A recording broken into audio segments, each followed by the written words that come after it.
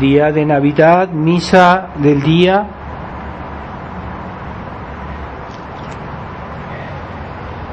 Lectura de la epístola del apóstol San Pablo a los Hebreos. Dios, que en otro tiempo habló a nuestros padres de diversas maneras por los profetas, últimamente en nuestros días nos ha hablado por su Hijo, a quien constituyó heredero de todo, por quien también hizo los siglos, el cual, como sea el resplandor de su gloria e imagen de su naturaleza, y como sostenga todas las cosas con su poderosa palabra, después de purificarnos de los pecados, está sentado a la diestra de la majestad en las alturas, tanto más excelente que los ángeles, cuanto heredó más aventajado nombre que ellos. Porque ¿a cuál de los ángeles dijo jamás: tú eres mi hijo, y yo te he engendrado hoy? Y otra vez, yo seré su padre, y él será mi hijo.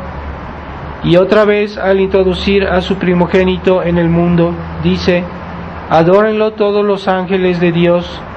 De los ángeles dice la Escritura: Dios hace a sus ángeles espíritus, y a sus ministros llama de fuego. Mas al Hijo le dice: tu trono, oh Dios, permanecerá para siempre. Cetro justo es el cetro de tu reino. Amaste la justicia y aborreciste la maldad. Por esto, oh Dios, el Dios y Padre tuyo, te ungió con óleo de alegría, con preferencia a tus compañeros. Y en otro lugar, tú, Señor, en el principio pusiste los cimientos de la tierra, y obra de tus manos son los cielos. Ellos perecerán, mas tú permaneces, todos como el vestido envejecerán, y los mudarás como un manto, y mudados quedarán. Mas tú eres el mismo, y tus días y tus años no fenecerán.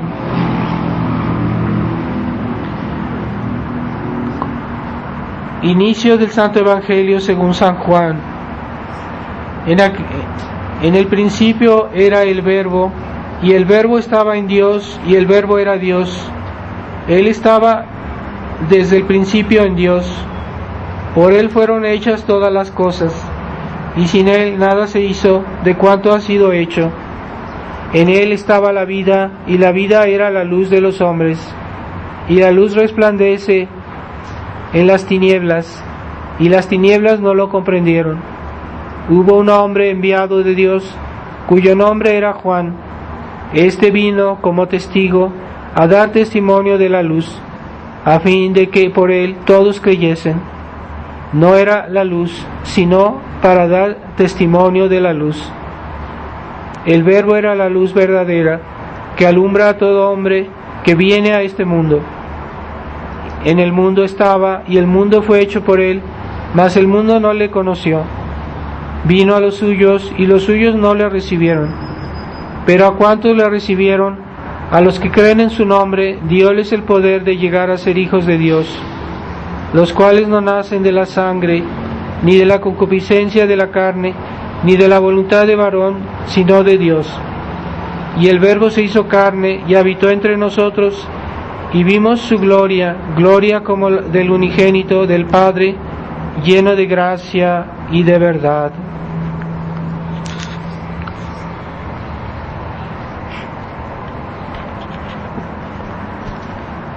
En el nombre del Padre, del Hijo y del Espíritu Santo.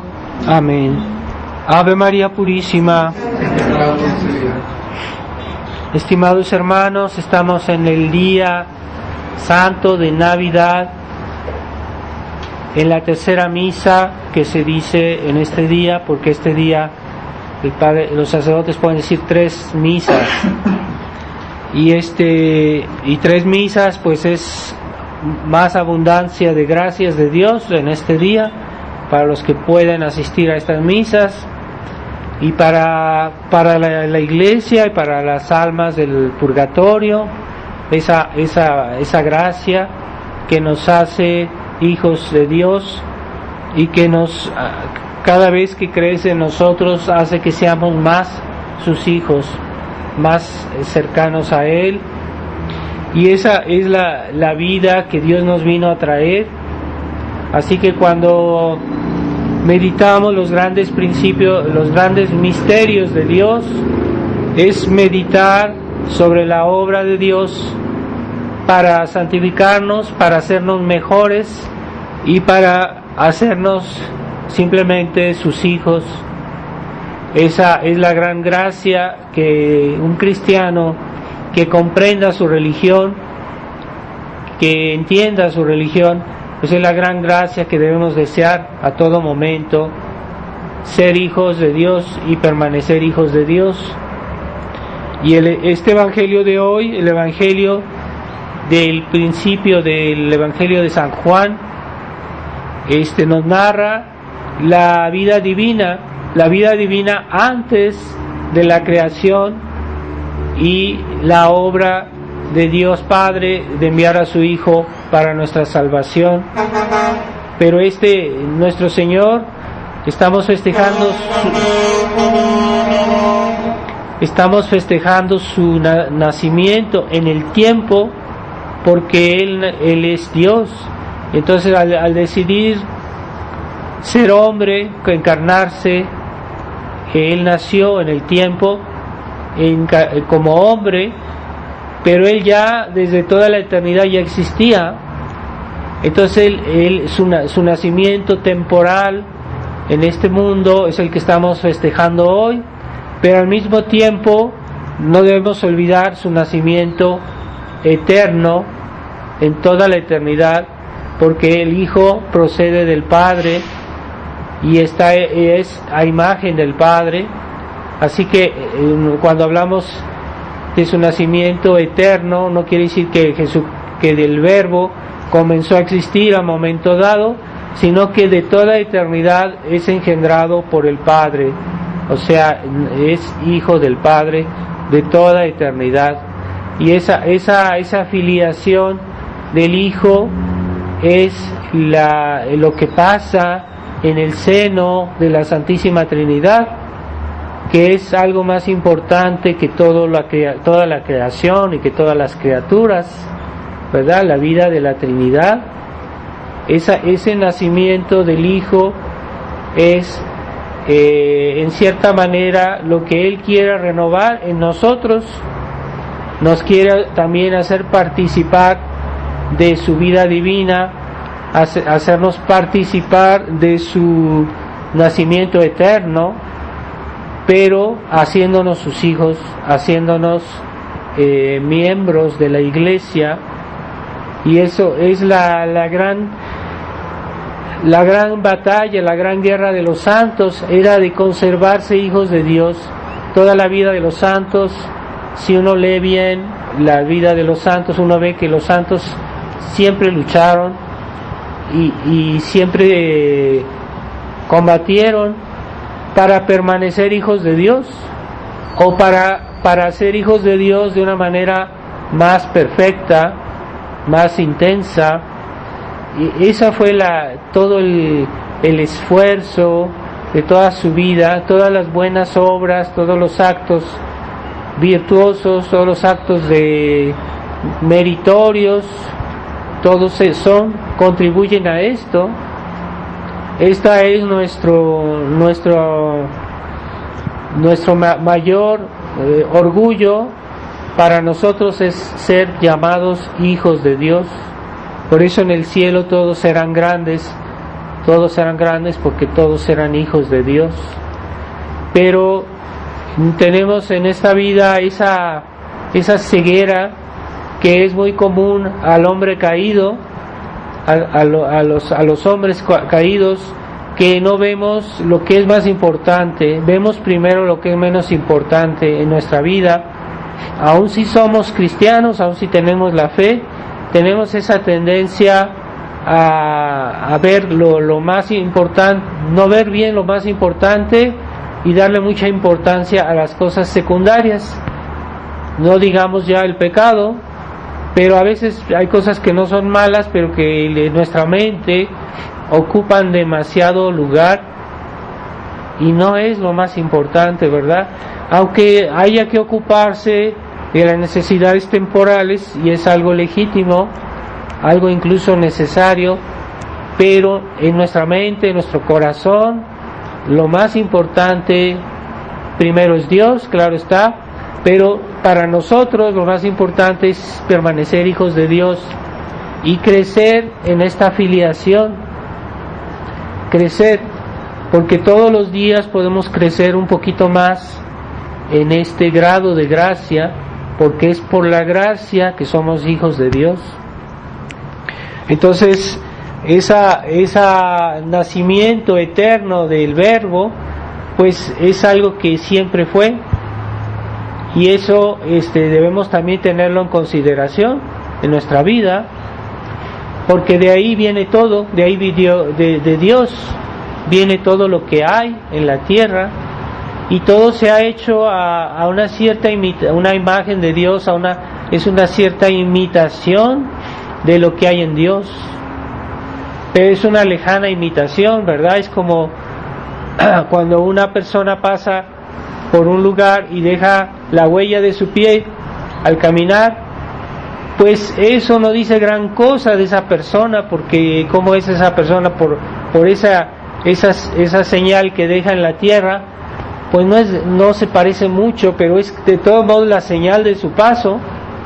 Así que la creación es como la huella que Dios ha dejado, y viene de Dios, pero eso dice algo de Dios, pero no mucho, porque Dios es muchísimo más. Entonces en la creación vemos la huella de Dios, pero en el hombre, los hombres vemos la imagen de Dios. No es lo mismo la huella de Dios que la imagen de Dios. Así que cuando vemos la naturaleza, cuando vemos la creación, los animales, hay personas que se complacen en los animales como más que en las personas, y eso está mal, es animalismo, es pecado.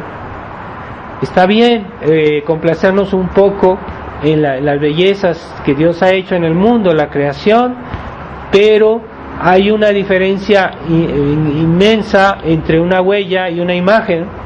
El hombre debemos amar al prójimo muchísimo más que lo que amamos a las cosas materiales, las cosas sensibles que Dios nos ha dado, o que amamos o que tenemos un cierto amor de nuestros animalitos. Son animales, son una huella de Dios, pero no son imagen de Dios. No están creados a imagen de Dios. Entonces es un desorden muy grande amar más un animal que a una persona, y es un pecado. Así como les digo, si yo veo la huella que ha dejado una persona que pasó y deja su huella en la tierra, pues sí, a esa huella dice algo de esa persona, no, pero casi nada. Pero si yo la veo a ella, pues ya veo su imagen, ya lo veo como ella es. Hay mucha diferencia. Así que en esta vida nosotros no nos debemos apegar demasiado a las huellas que Dios dejó en la creación, aunque sean bellas. Debemos primero buscar ser hijos a imagen suya, y es lo que se dice: un hijo se parece a su padre. Y por eso los hombres son la más bella cosa que Dios ha creado en el mundo, en el universo, porque están hechos a imagen de Dios. Y la imagen de Dios está sobre todo en su alma, porque hay personas que piensan que la imagen de Dios es en el cuerpo. Bueno, sí, en parte, pero principalmente es en su alma. Es en el alma que somos hechos a imagen de Dios. ¿Por qué?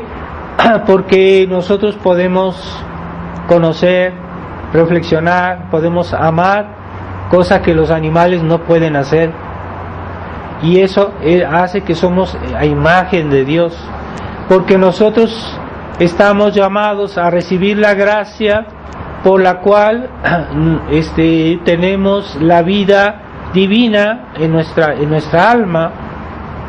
Entonces eso no lo pueden recibir los animales. Esa vida divina hace que nuestra alma sea embellecida muchísimo más. Y los santos decían que si pudiéramos ver un alma, moriríamos de amor. El alma de una persona, pues si pudiéramos ver su alma, moriríamos de amor. O sea, tan bellas son las almas.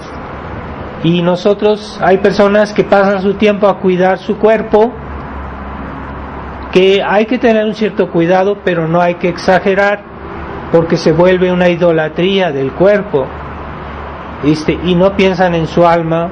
O sea, principalmente nuestra alma, el primer cuidado que debemos tener en nuestra alma es que permanezca siendo hija de Dios, que no se separe de la gracia, que no haga pecados, que crezca en el grado de amor, en el grado de gracia todos los días. Es el primer cuidado que debemos tener, la primera preocupación, ¿verdad? Entonces, hay personas que se fijan demasiado en las cualidades físicas de las personas y que tienen una cierta una admiración excesiva por las cualidades físicas, pero a veces hay personas que están enfermas, que están deformadas, su cuerpo está deformado por alguna enfermedad y no son personas agradables, no son personas bellas físicamente, pero no hay que decir, bueno, esta persona no me agrada. No, es que su alma sigue siendo bella, aunque no se vea, y su alma tiene el mismo valor que una persona sana. Entonces, hay personas que solo quieren ver la belleza física, pero esa belleza es secundaria con relación a la belleza del alma, un alma que fue hecha a imagen de Dios y que embellecida por la gracia, pues es muchísimo más a imagen de Dios que si fuera solo sin la gracia. Entonces ahí está el fundamento del amor al prójimo, porque si nos guiamos por la simpatía, porque esta persona nos cae bien, porque esta persona es amable, es gentil, pero puramente cualidades humanas, físicas, y no vemos en la realidad el fondo del valor de una persona, pues entonces vamos a estar tal vez faltando a la caridad con el prójimo, o vamos a tomar personas que tienen un valor moral casi nulo y las vamos a apreciar nada más porque tienen cualidades físicas. Entonces no, o sea, hoy hay personas, por ejemplo, que son muy admiradas en los actores, las personas, los artistas, en las películas, en los medios de espectáculo, que son personas que sabemos que viven generalmente en el vicio, son personas que hacen pecados horribles a veces y son admiradas porque tienen cualidades físicas, pero no es eso el verdadero valor de una persona. Así que cuando vemos a nuestro prójimo, tratemos de valorarlo por sus virtudes, por su grado de fe, y esa es la verdadera belleza, aunque no esté tan evidente a los ojos humanos, a los ojos físicos. Así que debemos comprender que la grandeza, la verdadera grandeza es divina, y aquellos a los cuales Dios ha hecho participar esa belleza divina de alguna manera. Ahí está la verdadera grandeza, el verdadero valor, la verdadera causa que nos debería motivar a amar una persona.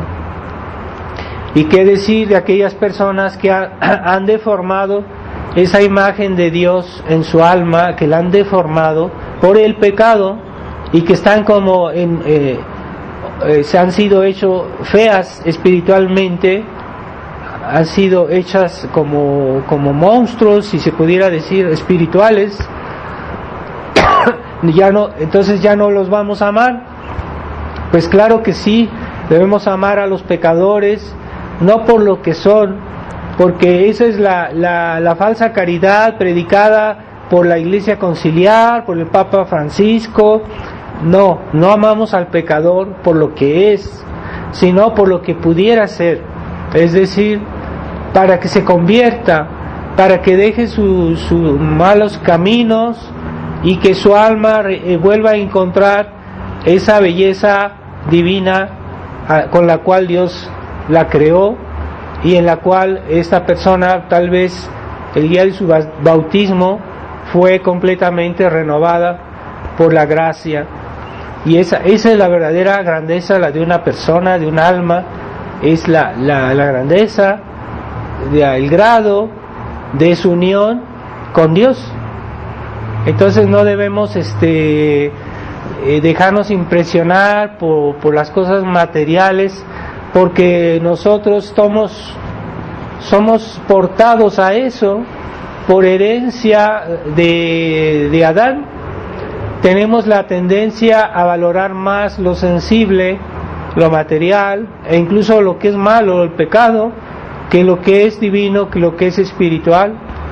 Es el verdadero valor de un alma y la verdadera riqueza que no es que no es evidente porque no se ve con los ojos de nuestro cuerpo, pero con los ojos de nuestra fe lo podemos conocer, lo podemos incluso tener una cierta evidencia, porque una persona virtuosa nos causa una diferente impresión que una persona que vive en el pecado. Entonces la familiaridad con las personas buenas nos hace mejores y debemos amar a las personas por sus virtudes antes que todo. Sus cualidades físicas también Dios las hizo, son cosas buenas, puede ser, no es algo que hay que completamente ignorar, pero no es lo más importante.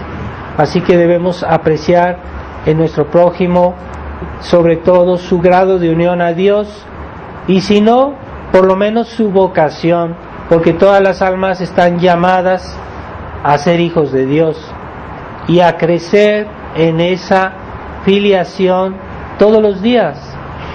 Entonces el gran drama es que de nuestra época es que vemos tanta gente que vive como si Dios no existe, que vive como si no tienen alma, porque su sola preocupación son los bienes materiales y su salud física. Así que para tener una buena salud hacen ejercicio, se cuidan mucho en la comida, y no más piensan en eso. Tienen un cuerpo que está sano tal vez, pero su alma está como una leprosa. Su alma está hundida en el pecado, está hundida en la ausencia de Dios, y es la peor de las miserias. De todas las miserias, la miseria más grande es la de perder a Dios. Y cuando uno pierde a Dios, uno pierde lo demás, porque todo está ligado. En este mundo todo está ligado. O sea, si yo pierdo a Dios, voy a perder todo. El día del juicio voy a perder no solo mi alma, sino también mis bienes físicos, materiales, todo lo que tengo, y que puedo tener mucha confianza en eso en esta vida. Pues todo eso se va a perder porque no tengo a Dios. Pero aquel que tiene a Dios, pues tiene todo lo que está dependiendo de Dios. O sea, vamos a reencontrar en el cielo nuestro cuerpo, pero sano. Nuestro cuerpo, vamos a tener placeres incluso sensibles, pero sin pecado, sin malos sentimientos, sin malas inclinaciones. En el cielo vamos a encontrar también la posesión de incluso los bienes materiales, pero en el cielo no será como en la tierra, es decir, todo estará realmente bajo la mirada de Dios, la dependencia de Dios. es otra manera de vivir. Entonces, en esta vida no olvidemos que vivimos en una gran ilusión. Esa ilusión, esa visión del mundo, la ilusión mundana, la cual le encanta a los católicos liberales, a los católicos tibios, les gusta vivir esa ilusión del mundo. A algunos les gusta la mundanidad, los espectáculos que no son cristianos, que no nos llevan a Dios, que envilecen al hombre, que lo divierten pero que lo envilecen. Entonces esa manera de ver las cosas tiene que desaparecer, porque no es verdadera, no es justa, no es correcta. Y entonces el día que Dios venga y haga la separación definitiva entre el bien y el mal, pues toda esa gente va a estar completamente decepcionada, porque en esta vida confiaron en los bienes materiales, confiaron en el mundo, confiaron en los espectáculos malos, confiaron en las diversiones sin Dios, y esa es la gran miseria. Pero es como una persona que le llenan su mente de paja, y su mente está llena de paja y no le cabe nada más, y cree que esa paja es lo más importante porque no ve nada más. En esta vida estamos así. A veces las cosas sensibles toman demasiado lugar en nuestra vida y tenemos la impresión que eso es lo único que hay, pero es una ilusión. Todo eso es paja. Entonces debemos buscar la verdadera fe, los verdaderos valores que hoy desaparecen y que ya la gente no sabe dónde encontrarlos. También hay mucha ignorancia. Mucha gente no es por maldad, es porque realmente nunca le dieron el pan de la fe, ese pan que se nos da, que la Iglesia nos da desde el día en que se nos dio el catecismo, desde el día en que se nos dio la primera comunión. Ese es el pan de la fe, y es el que debemos pedir todos los días a Dios. Pedir todos los días que Dios nos mande buenos ministros de la Iglesia, porque qué peor castigo para el mundo que Dios nos haya mandado tantos malos sacerdotes, tantos malos obispos e incluso malos papas, porque ya no tenemos quien nos ayude a unirnos a Dios, quien nos lleve a Dios, porque el medio que Dios dio al mundo, y no hay otro, es la Iglesia. El medio que Dios dio al mundo para que busquemos a Dios, que poseamos a Dios, es la Iglesia. Pero hoy la Iglesia está oscurecida, y es el peor de los castigos que Dios podía haber enviado a este mundo pecador, a este mundo infiel, que la Iglesia esté así, oscurecida, eclipsada por la Iglesia conciliar. Eso es realmente el peor de los castigos. Y nosotros vemos que la gente, porque cuando la Iglesia estaba bien, no la quisieron escuchar. Entonces Dios dijo: bueno, no quieren de mi Iglesia, pues entonces mi Iglesia va a sufrir esta crisis, porque no quieren de mi Iglesia. Entonces es un castigo tremendo que estamos viviendo, y por eso debemos tomar conciencia de dónde está la fuente de esa gracia por la cual Dios quiere hacernos sus hijos. ¿Dónde está la fuente? Pues está en Jesucristo. Bueno, es lo que dicen los protestantes. No, pero para ir a Jesucristo tenemos que pasar por la Iglesia. ¿Y cuál Iglesia? La Iglesia católica de siempre, la Iglesia tradicional, pero no la Iglesia conciliar, porque la Iglesia conciliar es una falsificación de la verdadera Iglesia, que está eclipsando a la verdadera Iglesia.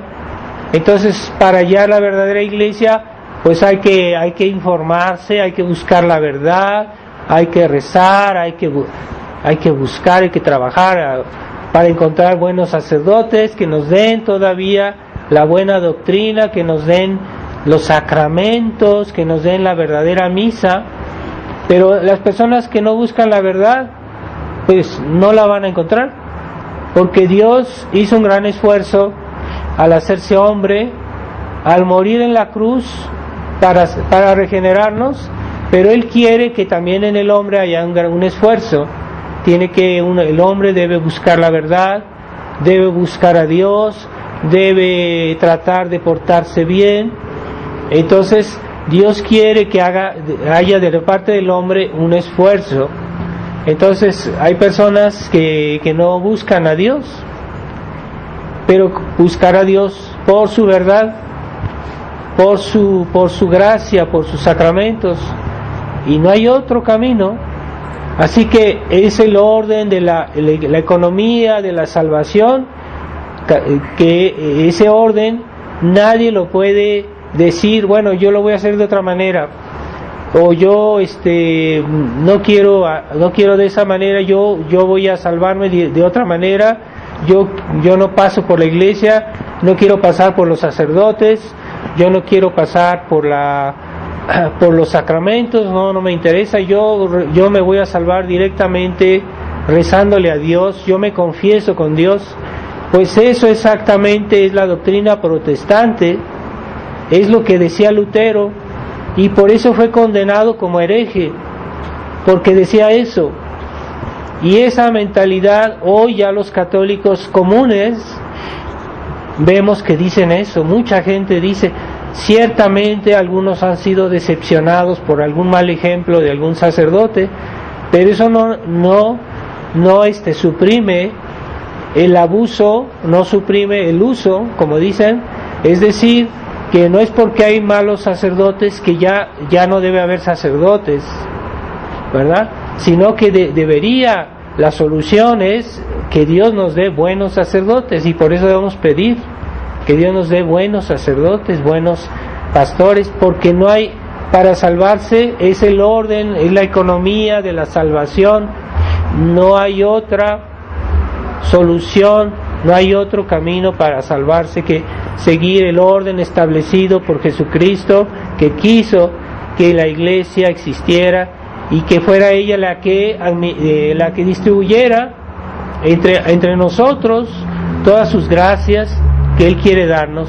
Así que la iglesia es el arca, como el arca de Noé, en la cual solo se salvaron los que estaban adentro. Cuando hubo el diluvio, solo se salvaron los que estaban en el arca de Noé. Entonces, en este diluvio universal que vivimos hoy, de tantas cosas malas y tantos pecados, ¿dónde nos vamos a salvar? Tenemos que estar en el arca de la iglesia, y para estar en el arca de la iglesia hay que tener la verdadera fe, y no tener una fe modernista, no querer ofender a Dios, y buscar los medios de la iglesia, porque hay veces que no hay sacerdotes, hay fieles que viven un poco aislados, fieles de la tradición, y no tienen sacerdotes tradicionales. Entonces a veces tienen un sacerdote una vez al año, pero aún así ellos siguen siendo miembros de la iglesia, porque tienen la misma fe, creen en los mismos dogmas, creen en todas las verdades que nos ha enseñado la iglesia, y ya son miembros de la iglesia. Pero pues no se puede a veces tener siempre un sacerdote para confesarnos o para darnos los sacramentos, pero si tenemos la fe, somos miembros de la iglesia, y Dios nos los tomará muy en consideración, nuestra fe, nuestro grado de adhesión a la fe es muy importante, y no solo ser católicos pasivos, es decir, bueno, yo voy a misa y es lo único que sé hacer. Entonces no sé rezar, no sé practicar las virtudes.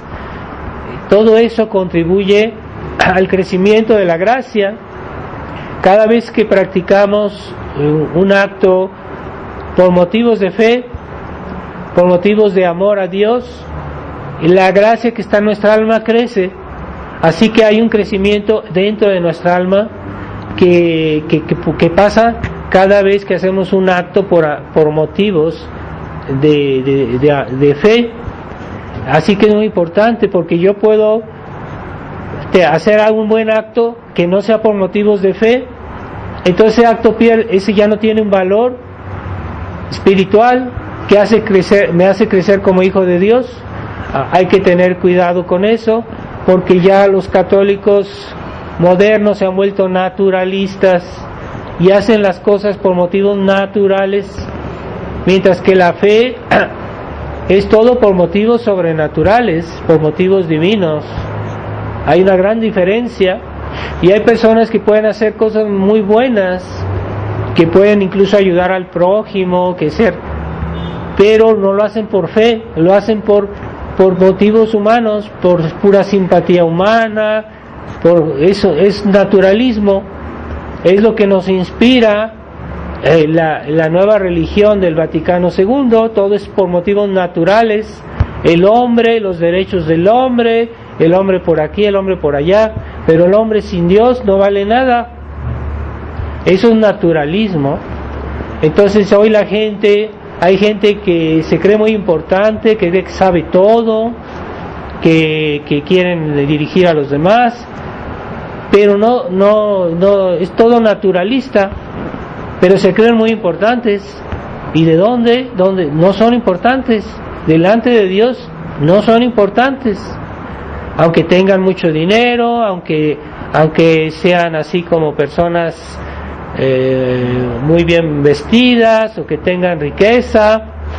No, eso no es realmente. Las personas importantes delante de Dios son aquellas que tienen un mayor grado de gracia, y en esta vida no se ve muy bien, a veces un poco sí, pero no se ve muy bien el grado de gracia que cada persona tiene, pero en la otra vida se verá. Y entonces eso es lo que realmente hará que un alma sea grande, que sea importante. Y cuando hablamos de los santos, decimos que hay varios niveles de santidad. Hay santos que son más grandes que otros.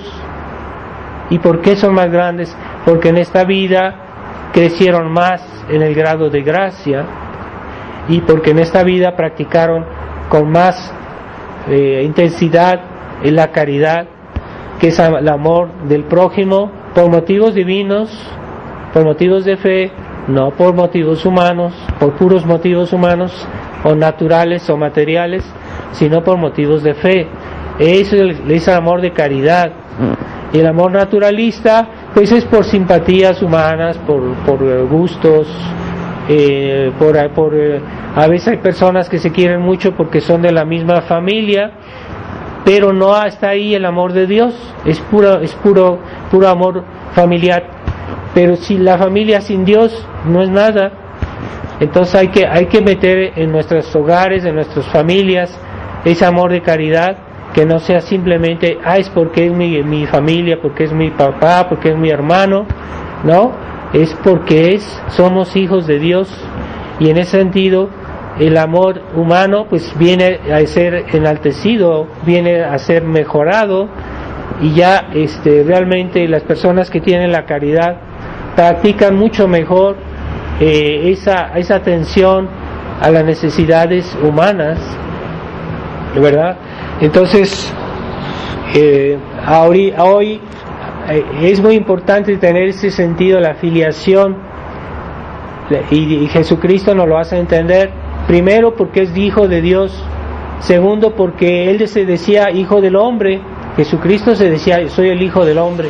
Sí, porque se hizo hombre y nos dio el ejemplo de humildad para acercarse a nosotros y hacernos sus hijos. Entonces no es igual que aquellos que son hijos del demonio, porque Jesucristo habla de aquellos que son hijos del demonio y nacen por las malas obras y se engendran entre ellos. Es decir, la gente mala, por su mal ejemplo, hay otros que lo siguen y siguen ese mal ejemplo y son como sus hijos, porque son engendrados por el pecado. Esos son hijos del demonio. Y todos los pecadores, si uno va subiendo todo ese árbol genealógico de los malos, pues uno llega hasta el demonio. y todos los que pecan son hijos del demonio, en la medida que su pecado es grave, ¿verdad? Puede ser, si es un pecado mortal, pues sí, ya se puede decir que son como hijos del demonio. Por eso el demonio tiene influencia y tiene poder sobre los que están en pecado mortal, y por eso una persona que vive en estado de gracia está protegida del demonio. Porque algunos dicen: Padre, es que hoy hay personas que hacen magia, que hacen cosas diabólicas y que nos pueden hacer daño. ¿Qué debemos hacer? Lo primero es ser hijos de Dios, porque el demonio no tiene poder sobre las almas que están en estado de gracia. Entonces, si vivimos en estado de gracia, estamos protegidos. Pero también hay que completar eso, pues la Santa Iglesia nos ha dado los sacramentos, la Santa Misa, los sacramentales, que todo eso nos protege de la acción diabólica. Pero aquellas personas que viven el pecado mortal, que están, sobre todo si están lejos de la Iglesia, están indefensos delante de la acción diabólica. Entonces, lo que hace más grave la situación de un alma es el pecado, y se dice que nuestro Señor sacó de Santa María Magdalena 7 demonios. Es lo que se dice. ¿Por qué 7 demonios? Porque Santa María Magdalena, antes de convertirse, tenía todos los vicios capitales, todos los 7 vicios capitales en un grado muy grande. Entonces, cuando ella se convirtió y dejó de esos vicios, entonces es como si Dios hubiera sacado de ella 7 demonios, ¿verdad? Porque en la medida que nosotros somos esclavos de los vicios, en esa medida el demonio tiene poder sobre nosotros. Entonces, hoy hay personas que yo no digo que sean posesos, pero sí son obsesos del demonio, porque son esclavos del pecado, viven el pecado, beben el pecado todo el día, y les parece bien, les parece bueno, les parece divertido, y hasta se sienten como personas importantes porque hacen lo que quieren. Pero esos en realidad de esa manera son hijos del demonio, y el demonio es el primero que pecó, el primero que dio el mal ejemplo, y de ese mal ejemplo vienen todos los demás pecados, porque Adán y Eva lo imitaron. Adán y Eva se convirtieron después, se arrepintieron, claro está, pero todos los pecados vienen siempre de un mal ejemplo de otra persona, y de esa manera los hombres son hijos de aquellos pecadores que los enseñaron a hacer el pecado, ¿verdad? Y así está esa generación mala, como dice nuestro Señor le dijo a Eva, de tu descendencia y la descendencia de la serpiente.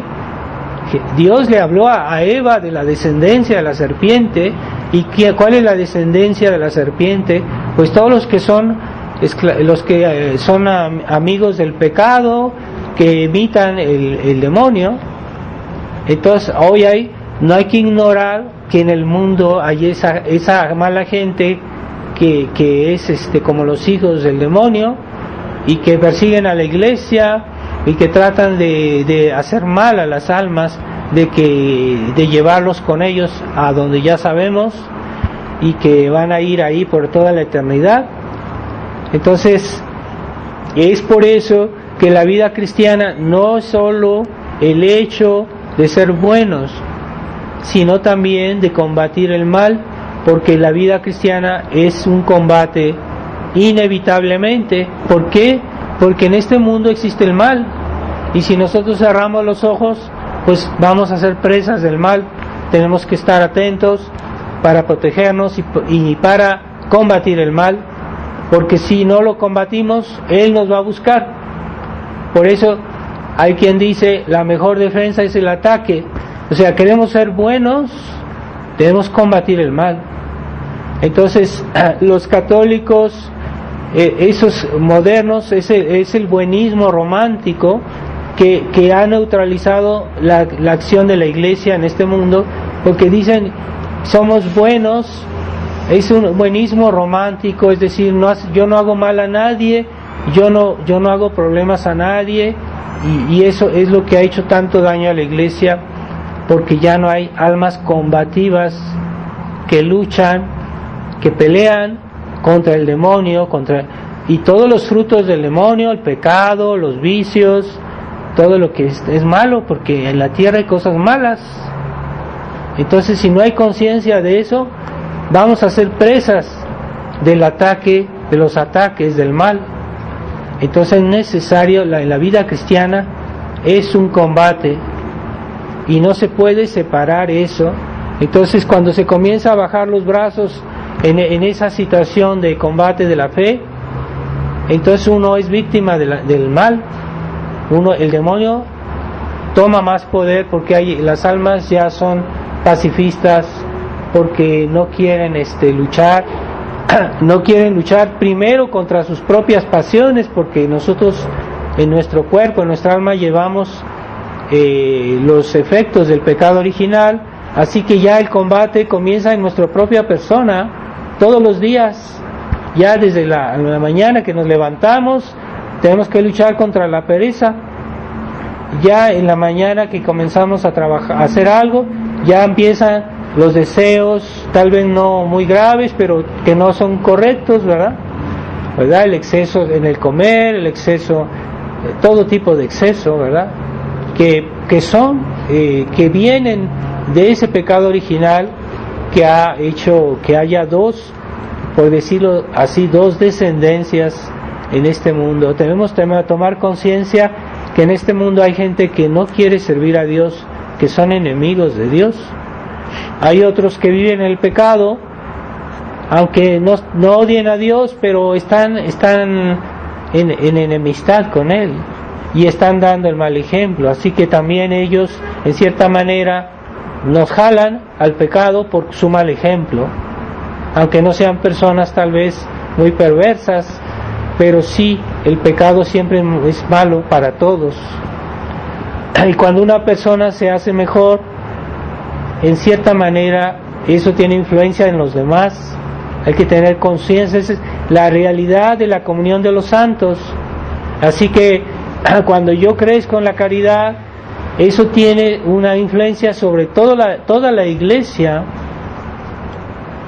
Así que, por ejemplo, yo estoy en un cuarto que está muy frío y yo pongo un fuego, pues eso va a calentar a los que están por ahí cerca, les va a traer el calor.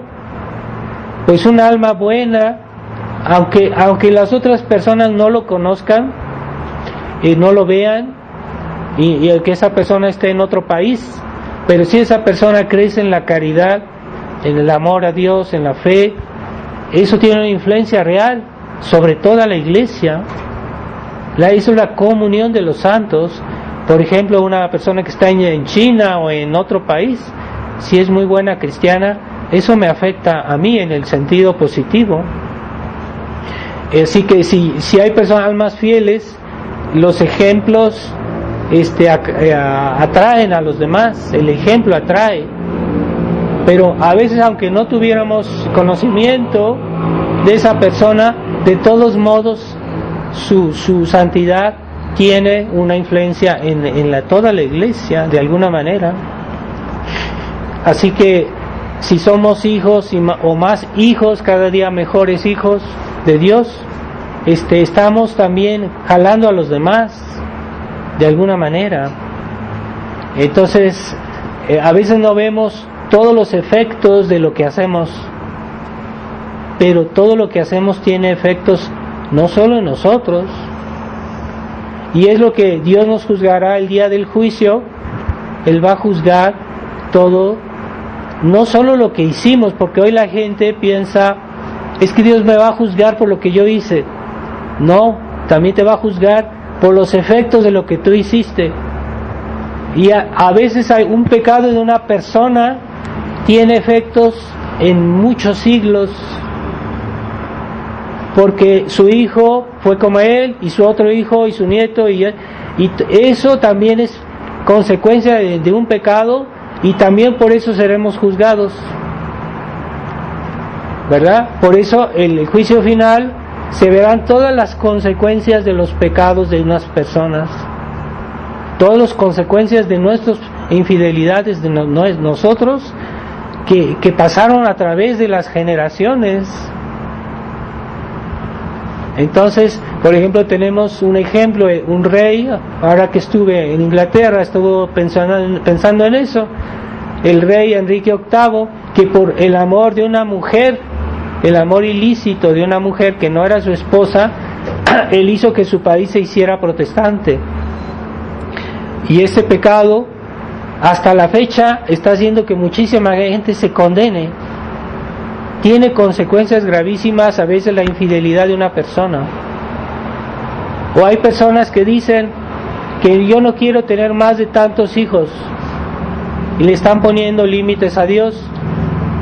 Entonces, ¿cómo sabes si hubieras tenido un cuarto hijo, un quinto hijo, si ese hijo no hubiera sido sacerdote y hubiera salvado muchas almas? Bueno, entonces tú eres responsable de todo lo que no pasó por tu negligencia, por tu egoísmo. Entonces eso también serás juzgado por eso, por lo que no sucedió de bueno, por tu infidelidad. Hay santos, por ejemplo, me parece San Bernardo era el hijo doceavo. Si no hubieran tenido ese hijo doceavo, no hubiera habido un San Bernardo. Y todo lo que hizo San Bernardo por la iglesia, ¿verdad? La Salve Regina, se dice que él la compuso, ¿no? Que nosotros rezamos constantemente, a Dios te salve. O sea, hay personas que por una omisión, no es que hicieron algo malo, es que no hicieron lo que debían hacer. Bueno, esa omisión tiene consecuencias, pues seremos juzgados por esas consecuencias también. Es que padre, yo no hice mal a nadie, se van y se confiesan, dicen yo no hice esto, no hice aquello. No, hay cosas que deberías hacer y que no hiciste, y eso también es pecado, pecados de omisión. Yo me acuso por mis pecados de pensamiento, palabra, obra y omisión. Decimos cuando hacemos el acto de contrición, pues la omisión es una realidad, es aquello que deberíamos hacer y no hicimos. Todo eso influye en nuestro grado de unión a Dios y en nuestro grado de filiación divina. Entonces podemos releer el Evangelio de hoy, que nos explica cómo Jesucristo en la persona de la Santísima Trinidad, segunda persona de la Santísima Trinidad, pues es hijo de toda eternidad y nos quiso hacer hijos a nosotros también de Dios. Y esa filiación nos viene desde Dios, desde el seno de la Santísima Trinidad. Debemos ser conscientes de esa realidad. Es muy hermoso, tal vez el texto más bello de la Sagrada Escritura, el Evangelio que leemos hoy en la misa. Entonces vale la pena releerlo con tranquilidad, para que pensemos que no solo existe este mundo, o sea, la realidad divina es primero y es lo más importante. Comparado con la creación, pues no es nada la creación, menos que nada. Así que vamos a pedirle a la Virgen María, ella que decía en el libro del Génesis, Dios decía a Eva, de Adán y Eva, que esa mujer aplastaría la cabeza de la serpiente y que había una enemistad entre la descendencia de ella y la descendencia de la serpiente. Estamos viviendo esa guerra, esa batalla entre los dos linajes. Entonces hay que tomar conciencia y no decir, es que en este mundo todos son buenos. Pues sería lo ideal, claro que sí, a veces, pero hay gente que sirve al mal y que no se esconde, y no vamos a decir, es que es bueno. Unas personas que están promoviendo el aborto, que están promoviendo crímenes terribles, no vamos a decir, esa persona a lo mejor es buena. No es buena, está evidente que está haciendo crímenes tremendos. Así que muchas veces hay personas que no sabemos realmente su intención, pero vemos que sus acciones no están bien. Entonces debemos decir, bueno, eso no está bien. Yo no juzgo a su intención, pero juzgo lo que está haciendo y está mal. En ese sentido tenemos derecho de decir no a eso. Entonces vamos a pedirle a la Virgen María que nos haga sus hijos, porque siendo hijos de Dios somos hijos de la Virgen María y somos hijos de Dios por la Virgen María. Así que queremos ser santos, pues acerquémonos a la Virgen María, tengamos devoción a su Inmaculada Concepción, aquella Inmaculada que aplastó la cabeza de la serpiente. Ave María Purísima, del Carlo Cruz. En nombre del Padre, del Hijo y del Espíritu Santo. Amén.